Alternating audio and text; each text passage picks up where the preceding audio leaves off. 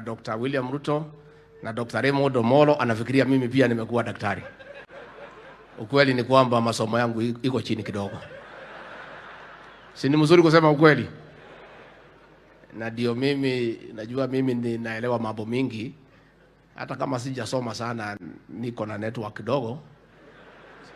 Ukija area hii kama ujui Kiingereza vizuri, ongea Kiswahili, kwa sababu the place to test your command of the English language is here. Sasa ndio umeona kina Professor Kindiki wanaongea, wacha mimi nikae hapo kwa Kiswahili, kwa sababu ninaweza jipata kwa matatizo. Your Excellency, tunataka kusema tumefurahi sana kufika hapa kwa ibada ya shukrani, kumshukuru Mwenyezi Mungu kwa yale mema ametendea huyu Dr. Raymond Omolo.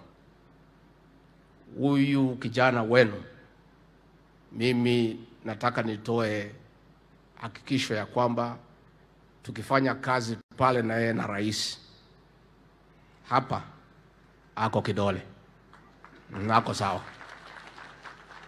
And Your Excellency, we don't want to praise Dr. Raymond Omolo because he is here, but we just want to be truthful.